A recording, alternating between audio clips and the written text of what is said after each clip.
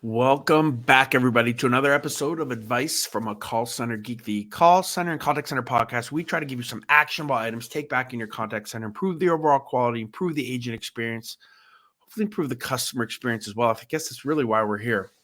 My name is Tom Laird. I'm the CEO here at 𝗖𝗰 Interaction Marketing, 𝗖𝗰 Digital, Auto QA, all of our kind of contact center-centric businesses. But 𝗖𝗰, for those of you who are new, we're about a 700 seat, not huge, but BPO or contact center outsourcer. We also do a lot of consulting with companies that are trying to move to maybe different contact center CcaaS platforms. So that's what I wanted to focus on today. I wanted to talk to you guys about some of, I guess, my favorite or my rankings of which can get extremely controversial. And I know a lot of people have a lot of opinions on this, but who do I view as, again, I don't want to say the best, but have the most robust platforms.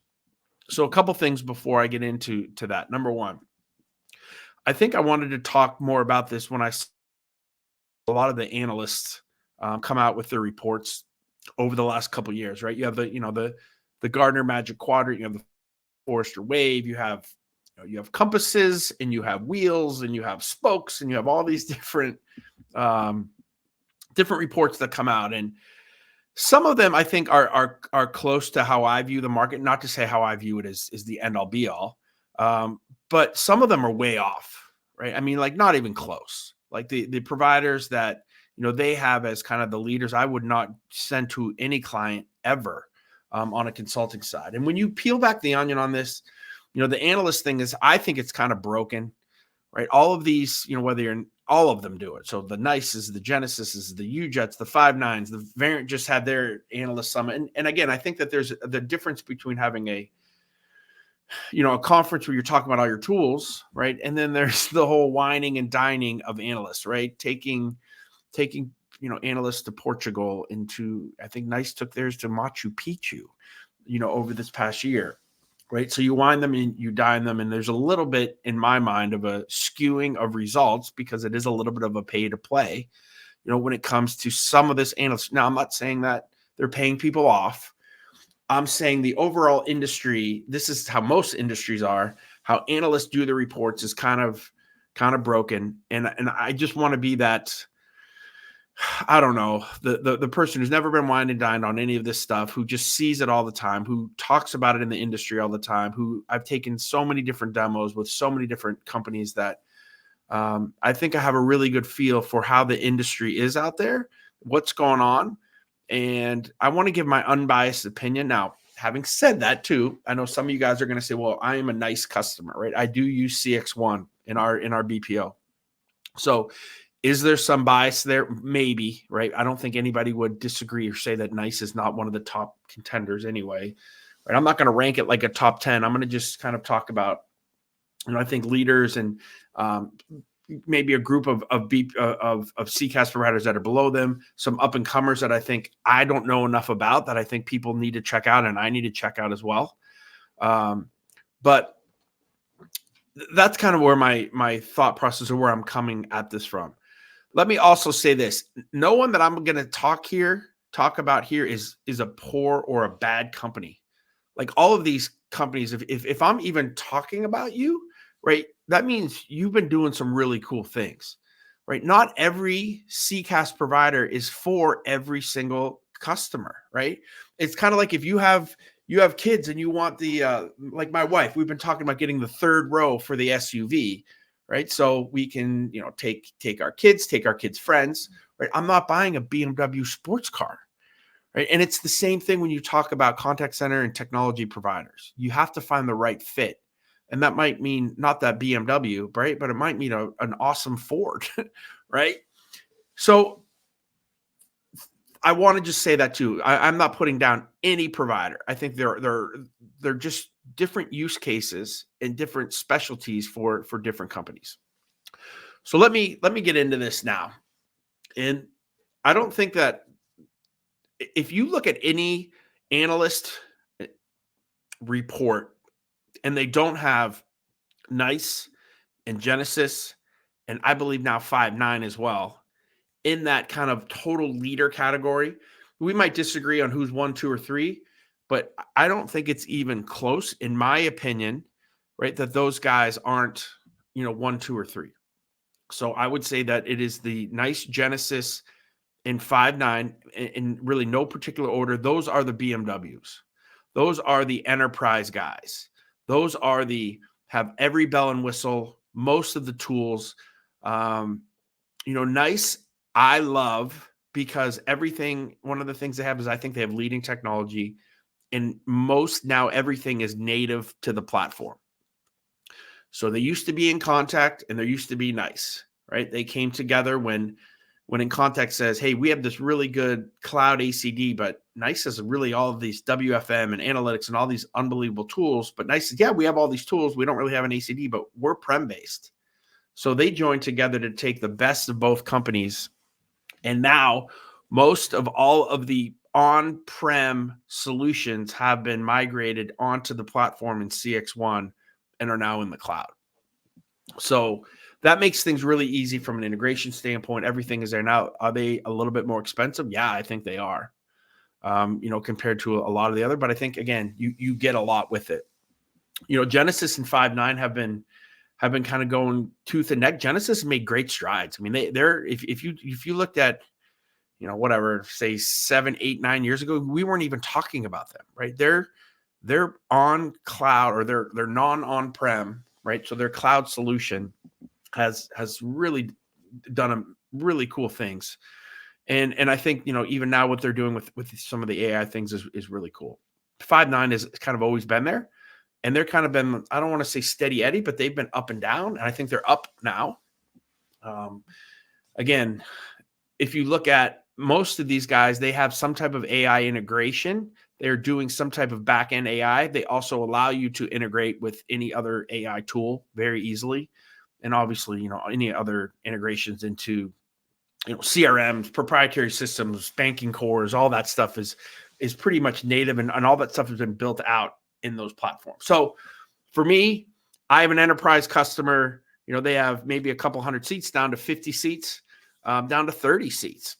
But they need specialty things. They want analytics. They want workforce management. They have, specific integrations into, like I said, cores, proprietary CRMs, those kind of things. Those are who I'm bringing to demo with those customers. Now, the next level, I think, gets interesting, right? Because the next level has some amazing, and I think the theme of it is everybody has a really great ACD, right? So meaning just the basic format, right? How to route calls, skills-based routing, all of that from a ease of use, everyone has kind of figured out. I don't think that there's a lot of differentiation in the space when it comes to everyone's ACD. How you differentiate is the ancillary tools that they have or that they're selling. So, when we talk about that next level, I think you really look at things like Amazon Connect. And let me just pull up my notes here. I want to make sure that I don't say anything wrong. Right, Amazon Connect. I think I have jaded feelings, I think, on Amazon Connect, because if Amazon really wanted to take this thing over, they could have. And I know a lot of people disagree on this, but it just seems like they're putting their toe in. They're trying to do what they can, but it's not great, right? The user experience is what really struggles with them. The reporting dashboards, like all that stuff, you almost have to bring in a third party to get basic, dashboards and reporting. Now they're super cheap and they're kind of on a pay to play. So if you have and that might be their model too, right? If you have a really high-end, robust kind of telephony team and you can create a bunch of the stuff, you can probably save a ton of money. But for most people moving in the CcaaS world, they want to have that stuff already. TalkDesk is another company that I think was, if you would have talked to me 3 or 4 years ago, they would have probably been in that upper echelon. I think that their user experience is probably the best of anyone that I've seen. Their ease of use of being able to have non-IT people kind of do the platform and utilize the platform is amazing. But again, they kind of drop off again when it comes to a lot of the tools that they don't have that those top three guys do. And I think one that's coming in really hard is Zoom and their contact center. I think that is going to be something that they're really making a push to be one of the top tier CcaaS providers. There's somebody I think I'm extremely interested in seeing more of. I think it was 𝗖𝗰𝗦 I watched a lot of different videos from there as well. I've never demoed the product live. I've just seen a bunch of demos online. And, I think that talking to a lot of friends that I trust and respect, they're very high on their platform. So that's something that I'd like to see kind of as we're moving. Something that I didn't have. I did talk about this in a LinkedIn post the other day, and that's kind of what's kind of sparked this episode. But RingCentral CX, right, where they're looking at a fully kind of AI contact center is something to be looked at. I think that's really super early into the discussion. So they say they have a lot of things, right? I want to see if they really do have those things. What does their analytics look like? What does their generative chatbot system seem look like? What do you need to integrate with it? I don't know enough about it yet, but I think that is something to kind of take a peek at and think through, as they went from basically a white labeled CX1 product to now, kind of moving out onto their own, which I think is something kind of interesting that how they kind of built their model. They were, one of the first kind of UCaaS providers, and then kind of how this thing has really evolved is kind of interesting. I keep calling them up and comers, but they've been around for a while now, and I think there's some really good use cases for them. But UJet and Dialpad have been making some inroads in some waves as well.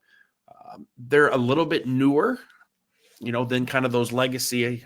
It's funny how you call 10-year-old companies now legacy companies, but I think this space has been moving so quickly.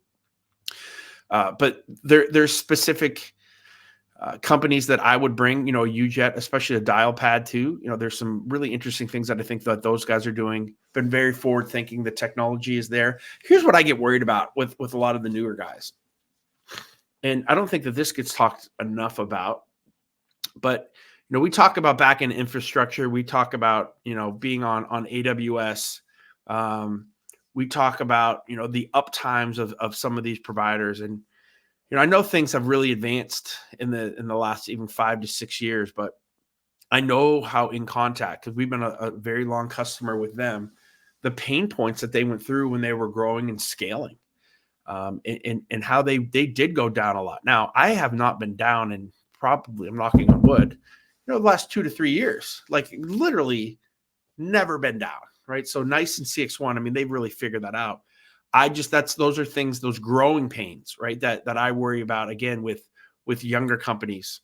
That again, maybe we've moved past that with everyone. I don't know if we have, but those are some things again that I really think about when talking with clients that are looking to outsource is how important are those types through where is a company in their kind of the structure of their build, and the scaling of the company. And how well funded are they, right? There's been a lot of companies that have struggled on the funding side. So then, they don't roll out with, updates as quickly as they possibly should. And those are other things to kind of look through and look at as you look at, companies that are almost begging for money at certain points, which, a couple of these guys have done. I think everybody's kind of gotten through that for the most part, but let's talk about then the two companies that, again, Vonage, like RingCentral, used to basically white label CX1. They have really their own kind of product now. I've not seen enough of it. I've heard pretty good things. I'm a 𝗖𝗰𝗦 guy, so I get and talk to a lot of the people at 𝗖𝗰𝗦 who have told me to bring Vonage in to more deals than I probably have. So that's a company that I need to look deeper at, harder at. I don't have a really good opinion, positive or negative there, just to know that they've been trying to do some really cool things. And another company, and I believe that they are a European company that is coming now over to the States, which is Content Guru. And this is one that every analyst report, they were there. So, which means that they probably had some money to give to get there, which is saying something, right? Especially for someone that I've never heard of, which it almost surprises me that there are some things like in this space that I haven't heard of from talking about kind of the larger players. But I've never seen a demo. That it's something that I need to reach out to those guys. I want to see more, see what they have to offer. I've not even really heard anybody utilizing them. But again, I think that they're making a strong push to come here into the States, and I'd love to see what they have. So those are kind of my what did I say, like 8 or 9 companies that, again, I would feel pretty comfortable talking through, other than, again, Content Guru, Vonage, like where I don't know enough, but those 6 or 7 that we talked about from kind of the BMWs to, the really, really good companies. Maybe, if you don't need, I don't need analytics, Tom. I'm a 20-seat center. I'm a 25-seat center. I'm a 40-seat center. I don't really need workforce management. We have that already taken care of.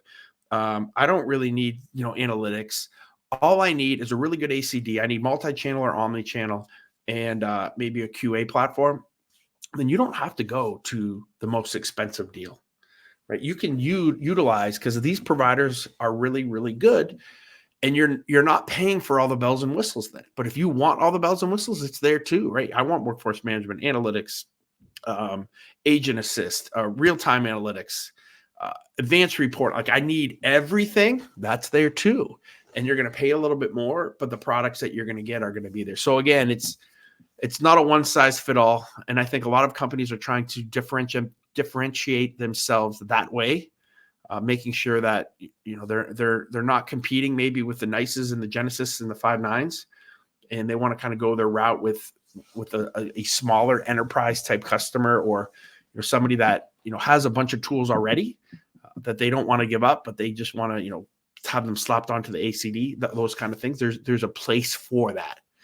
And let me throw this at you guys too. And I'm going to pull this up from my LinkedIn, because this shocked the living heck out of me yesterday when I posted this.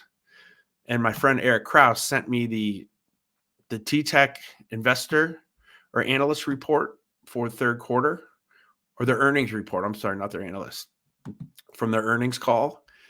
And 2 things absolutely stuck out to me is, number one, they said, and this is speaking of AI, most companies are not ready for AI. Most implementations primarily have been pilots. Many clients are seeing the benefits. However, they lack the technology infrastructure, data readiness, and the confidence that these initiatives can scale in a cost-effective and reliable manner. I've been saying that from the door. If you take the end of 2023, take the beginning of 2024, you have to prepare yourself for AI. You can't just go buy a solution, slap it on. Number one, you have to have a robust KMS platform that is set up and ready to go. Right? You have to have access to your data in a format that can be utilized. Right? So currently, it's some platforms will allow you to use voice, but for the most part, it's call transcripts. You need to have transcripts. And the third is as many integrations into your data as humanly possible. Right? Those are the 3 kind of first things you need to do before you even think about AI. And people aren't even talking about that. It's to a detriment. Vendors aren't saying that more. They're basically just saying, hey, buy our stuff and we'll figure it out with you. But start to think about that. Data readiness, right? Access to data is everything. Right? And you have to make sure that your data, your integrations, and also your access to this information is readily available. This is the one that absolutely blew me away. And T-Tech says, the findings of our recent AI benchmark study reflect the current limited state of market and client readiness. For example, 1, for businesses to unlock the full benefit of AI, they must move to the cloud. However, almost half of the respondents to our study expressed concern about their technology platform readiness, and only a small fraction are operating at a scale in the cloud. Right? So a lot of you think my technology, we're so technologically Non-advanced, we're behind. If you're in the cloud, you're probably way ahead of the game, right? So if you're still on-prem, don't even think about AI. Like you have to move to such a different level to get to that point. And I think that's a real holdback. And I don't realize, I guess I did not realize that there's still a vast community of people out there that are still operating on-prem that have not moved to the cloud. And I guess it makes sense to me.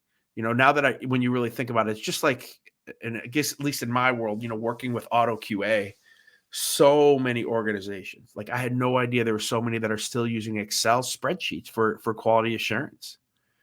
And there's an opportunity there to help those companies out to get on kind of this technological bandwagon. But yeah, I think that really stood out to me, in that T-Tech call to say, hey, most clients, they're not data ready. And to be honest, they're not even in the cloud, right? Which again, totally blew me away. So, all right, guys, that's what I got. I think, again, this is for, I would say, the end of 2023, first and second quarter of 2024. If you're listening, that's probably when this is all viable. Things are going to change so fast that it's going to take until, or just until, spring of next year. And, we'd have to relook at all of this stuff again with all the technology that's coming out and where things are moving. I think it's almost at a quarter by quarter, how quickly things are moving. So I hope that this helps you. I hope that this kind of, lets you think about, hey, not everyone, it's not a one size fits all. And also, if you need any help with any of this stuff, if you need any help with finding a provider, please, DM me. On LinkedIn. I'm more than happy to help. I don't charge anything for it. In full transparency, we get paid on the back end by the providers, whoever you choose. Everybody's about the same. So whatever consultant you use, everybody's pretty much agnostic. They just want to find, I'm sure there's a little bit of shady things going on out there, but for the most part, for anyone that I've talked to, they just want to put you in the right platform for your company, make you a long-term customer. And that's kind of what I would love to do for you too, if there's anyone that has any needs. So again, thank you guys very much. I will talk to you next week. I'm going to try to do one episode before Thanksgiving. So probably next Wednesday, and maybe do some kind of special episode with that as well. So thanks guys. And I will talk to everybody next week.